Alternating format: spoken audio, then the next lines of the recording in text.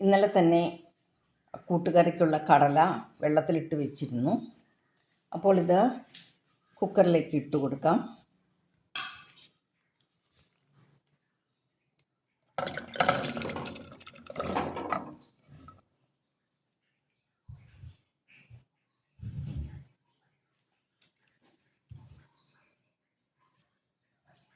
ഒരു ടീസ്പൂൺ മഞ്ഞൾപ്പൊടി ഇതിലേക്ക് ഇടുന്നുണ്ട്.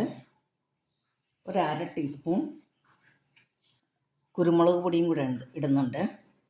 ഈ കൂട്ടുകറിക്ക് കുരുമുളകിൻ്റെ ടേസ്റ്റ് ഭയങ്കര നല്ലതാണ്.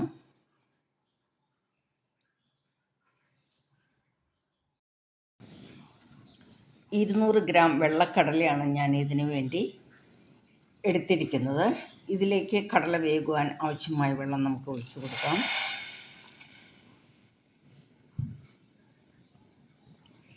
ഇനി കുക്കർ അടച്ചു വെച്ച് ഒരു 3 വിസിൽ വരുന്നവരെ നമുക്ക് വെയിറ്റ് ചെയ്യാം.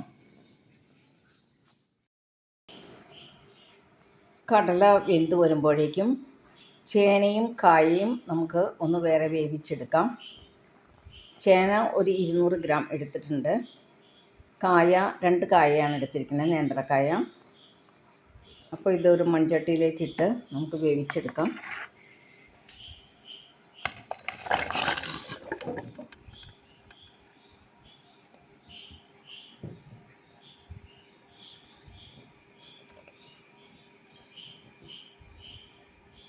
ഇതിനാവശ്യമായ വെള്ളം നമുക്ക് ഒഴിച്ചു കൊടുക്കാം.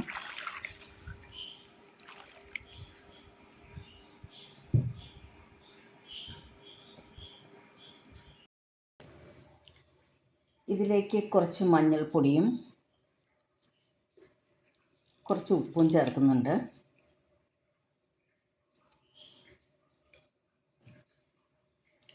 ഇനി ഇത് വെന്ത് വരുമ്പോഴേക്കും നമുക്ക് തേങ്ങ വറുത്ത് അരക്കേണ്ടതുണ്ട്.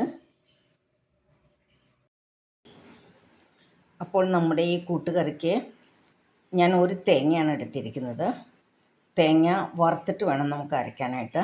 ചിലർ വറുക്കാതെയും ചിലയിടങ്ങളിൽ കറി വയ്ക്കാറുണ്ട്. പകുതി തേങ്ങ വറുത്തരയ്ക്കും, പകുതി പച്ചയ്ക്ക് അരച്ചും കാണുന്നുണ്ട്. ഇപ്പോൾ ഞാൻ മുഴുവനായിട്ടും വറുത്തരച്ചാണ് വയ്ക്കുന്നത്. അപ്പോൾ ഇതിലേക്ക് കുറച്ച് വേപ്പില ഇട്ട് കൊടുക്കാം. ഒരു 5 ചുവന്നുള്ളി ഇടുന്നുണ്ട്. 2 വെളുത്തുള്ളിയും കൊണ്ട് ഇടുന്നുണ്ട്. ഇനി നമുക്ക് ഇത് ചട്ടിയിലിട്ട് വറുത്തെടുക്കാം. തേങ്ങ വറുക്കുന്നതിനായിട്ട് ചട്ടി അടുപ്പത്ത് വെച്ചിട്ടുണ്ട്. ഇനി നമുക്ക് തേങ്ങയും ഉള്ളി വേപ്പില എല്ലാം കൂടി ഇട്ട് കൊടുക്കാം.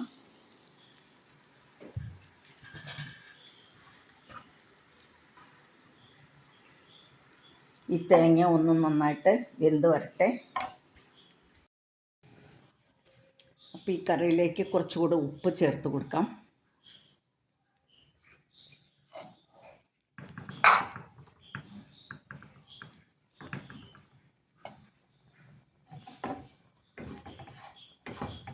തേങ്ങ അടിയിൽ പിടിക്കാതെ നന്നായി തന്നെ വറുത്ത് വരണം. ബ്രൗൺ കളറാകണം.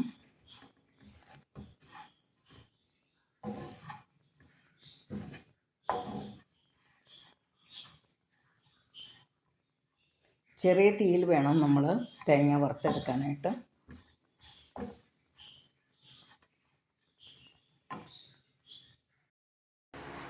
നമ്മുടെ തേങ്ങ ഏതാണ്ട് വറുത്ത് വന്നിട്ടുണ്ട്. ഇതിലേക്ക് ഒരു ടീസ്പൂൺ കാശ്മീരി ചില്ലി ഇടുന്നുണ്ട്.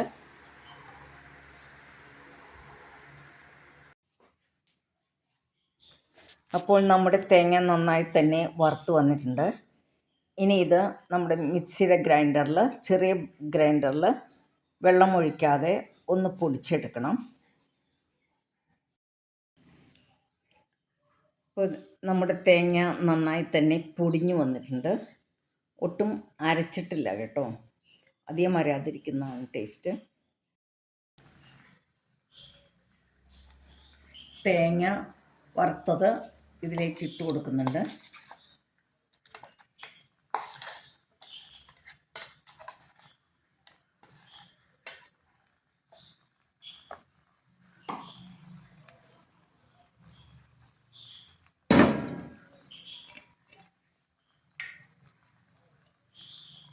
ഒത്തിരി ഡ്രൈ ആയിരിക്കാതിരിക്കാനായിട്ട് കുറച്ച് വെള്ളം കൂടെ ഒഴിച്ച് കൊടുക്കാം.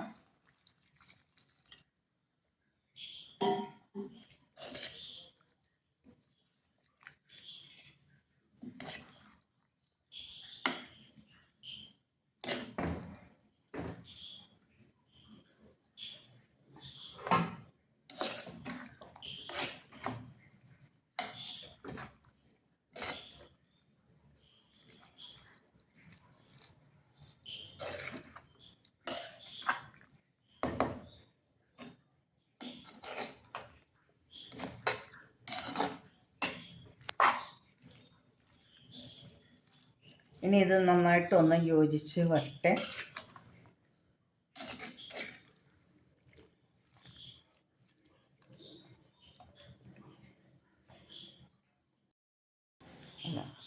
കറി കാച്ചുന്നതിനായിട്ട് ചട്ടി അടുപ്പിൽ വെച്ചിട്ടുണ്ട്. അതിലേക്ക് കുറച്ച് വെളിച്ചെണ്ണ ഒഴിച്ച് കൊടുക്കാം.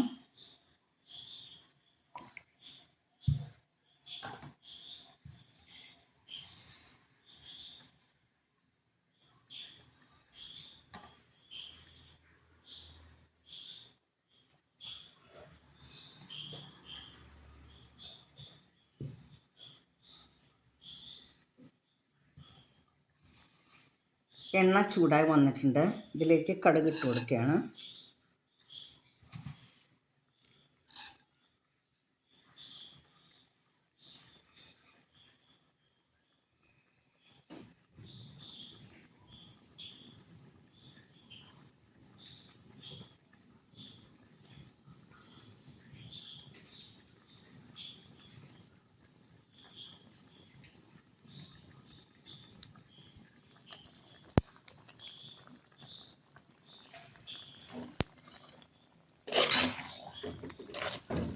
കറി നന്നായി തന്നെ തിളച്ച് വരുന്നുണ്ട്.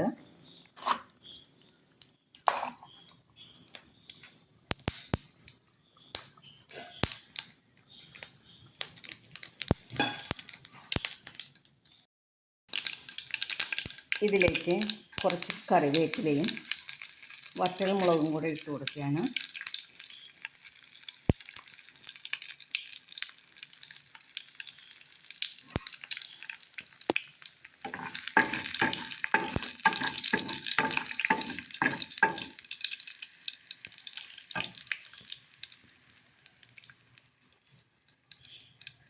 ഒരൽപ്പം ഉഴുന്നും കൂടി ഇട്ട് കൊടുക്കുന്നുണ്ട്.